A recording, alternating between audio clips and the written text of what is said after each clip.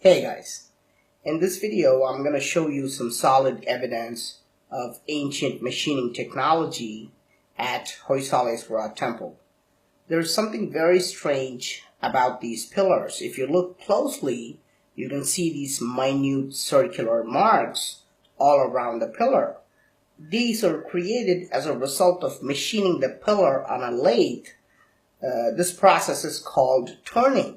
There is no way to achieve this with chisels and hammers manually. If you look at these pillars, it is crystal clear that they were made with machines. In fact, archaeologists agree that these pillars were created in a lathe, but offer no convincing explanation as to how these huge pillars were machined 900 years ago. Nowadays, we are able to create these fascinating grooves and designs on a lathe, but machining a 12-foot tall stone pillar would be a very difficult job even today. So, how were these pillars created with amazing perfection in ancient times? Did ancient builders use machines and advanced tools just like what we use today? If this is true, is it possible that they also carved these machines or tools in this temple? Here you can see a very strange device in the hands of a god called Masana Bhairava.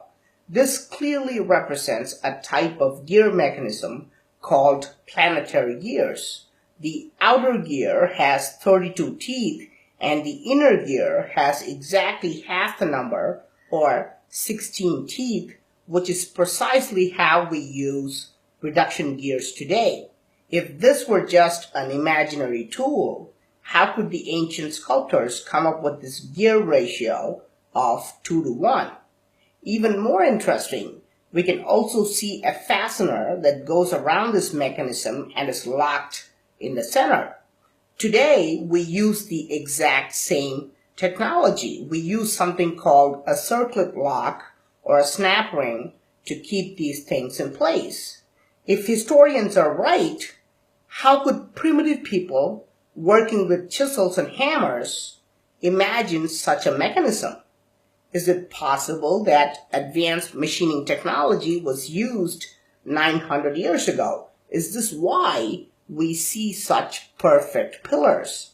What's more interesting is that this god is called Masana Bhairava, which means God of measurement. Is it a coincidence that the God of measurement is holding an advanced tool? But the best evidence of machining is not on the outside of the temple. Let's go into the deep, dark areas of the temple and see if we can find more evidence. Here's a 7-foot tall god with the most uncanny ornaments. His crown is adorned with skulls which are less than 1 inch wide. I realized that I could pass a small twig through one eye and it would come out through the ear on the other side. The twig can also be passed from ear to ear and also ear to mouth and any way you want. What does that mean? It means that the entire skull is hollow inside. It is impossible to remove the inside of a small sphere, which is only 1 inch wide. Even with modern machines, this would be very difficult, but we know for a fact that creating a hollow sphere inside of such a small rock is impossible with primitive tools. Even more interesting, we can shine a flashlight between his head and crown, and the light shines through. There is a very small gap between the head and the crown. I tried to slide the same twig, which is about 3 millimeters wide, but it would not go through. This means that the gap is less than 3 millimeters wide. How could anyone create a small gap less than 3 millimeters wide with chisels? Is it possible that the small skulls, crown, and other pieces were carved out of separate rocks and then fixed together? No, archaeologists confirm that this 7-foot tall figure is made out of one solid rock. I've always wondered why the carvings in the darkest parts of the temple have the most intriguing details. Here's a woman who's wearing a large, thick necklace. However, if you shine a flashlight, we can see that this is not one necklace but two, because the light passes between the two necklaces. Again, I tried to put the 3mm white twig, and it won't go between these necklaces. How do we explain these extraordinary sculptures made 900 years ago? Now, the Hoysaleswara temple is famous for housing the 6th and 7th largest monolithic bulls in India. However, in terms of beauty, they are ranked first and second. This is because they look like they have been created with machining precision. For example, look at the level of polishing. You can literally see your face like a mirror. And this is after 900 years of corrosion and damage. So you can imagine how perfect they would have looked at the time they were created. Is it possible that this kind of polishing was done with machines?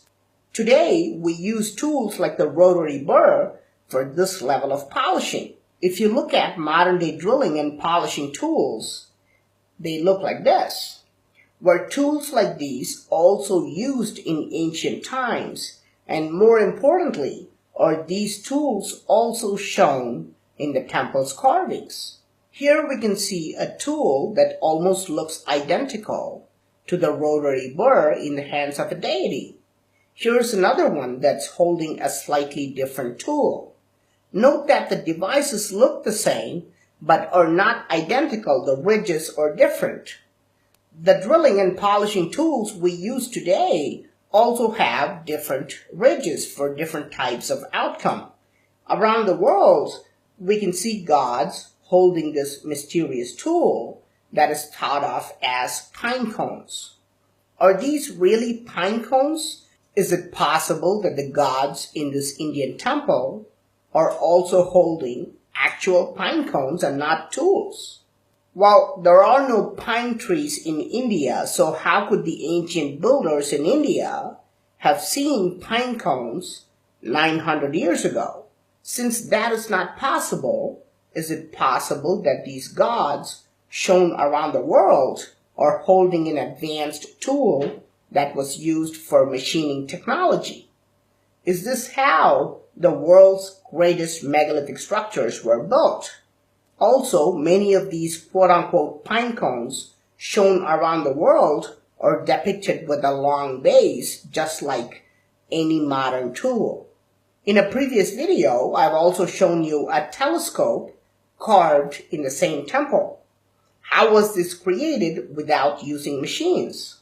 So, what do you think were advanced machines and tools used 900 years ago? If they were not used, how do you explain these turn marks and grooves, holes that are less than 3 millimeters wide, and incredible polishing? What about these planetary gears and strange tools? Please let me know your thoughts in the comment section. I'm Praveen Mohan. Thanks a lot for watching. Don't forget to subscribe, and I'll talk to you soon. Bye.